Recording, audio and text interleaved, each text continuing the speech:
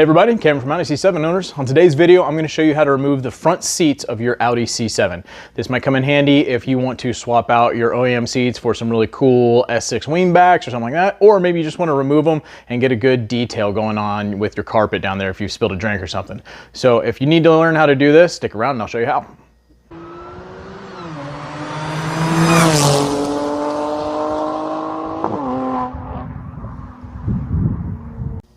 This video sponsor is a company called Odelphi. Odelphi makes this really cool headlamp that I'm wearing right now.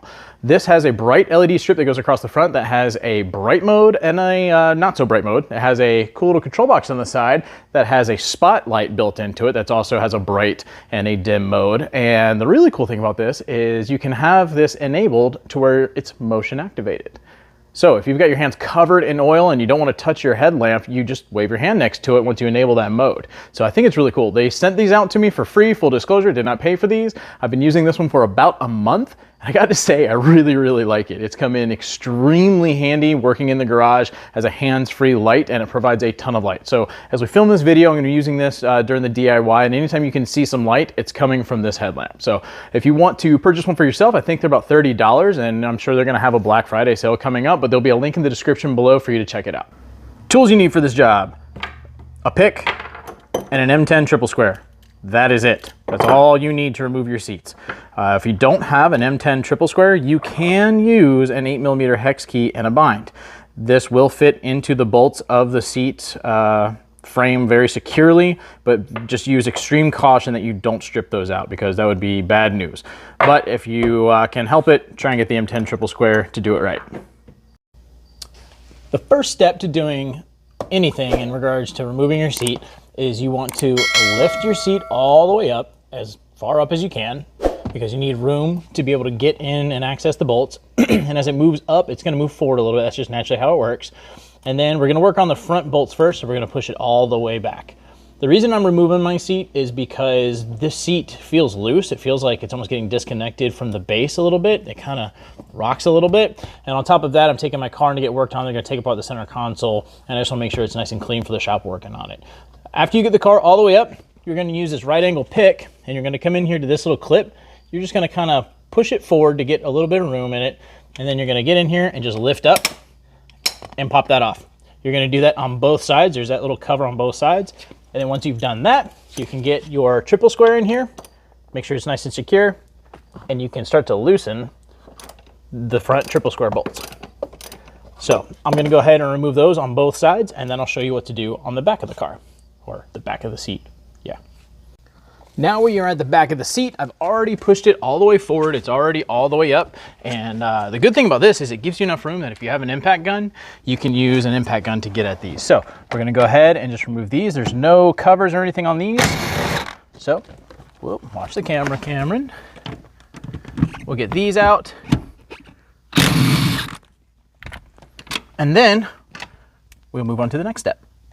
Before you can pull your car out, you need to disconnect your seat belt. This is actually really simple. You got this little cover, and all you need to do is take your pick, kind of get inside the cover, right here just on the edge, pop that piece off, and it's not gonna completely disassemble from your seatbelt cover.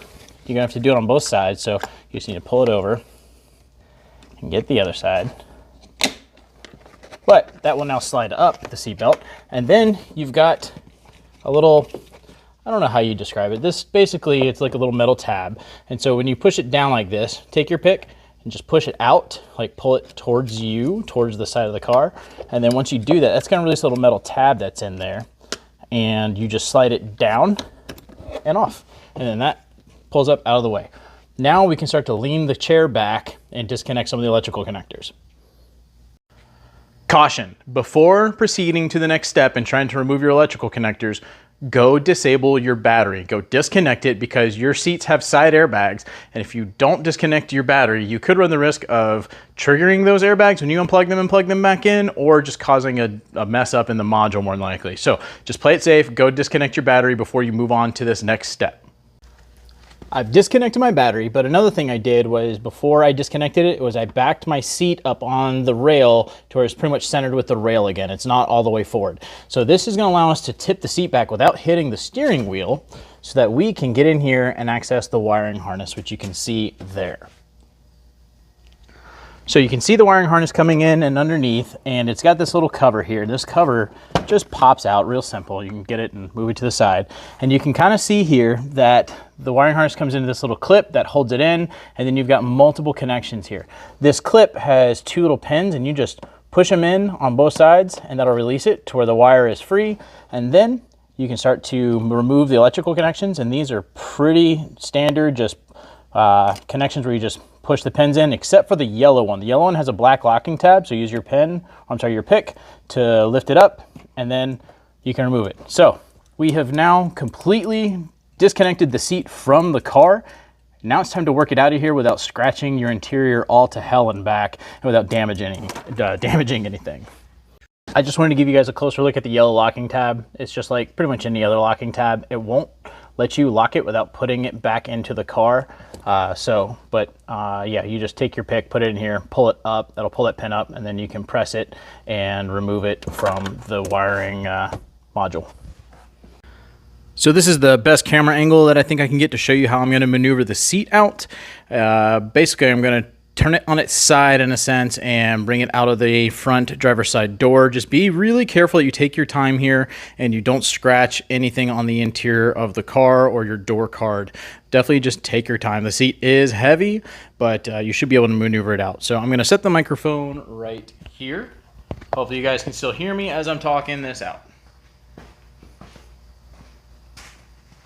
Okay.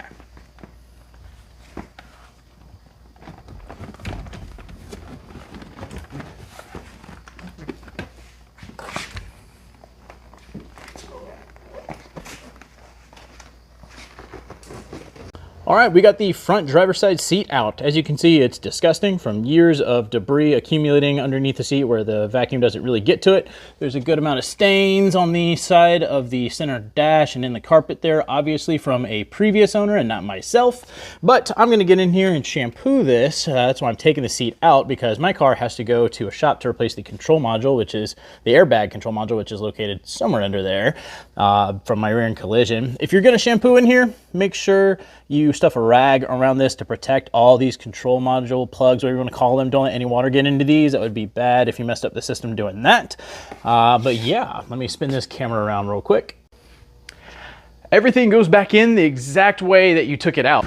Don't forget to reconnect your seatbelt to your seat. So once you're done, you're going to put the seat back in, reverse order of how you maneuvered it out of the car.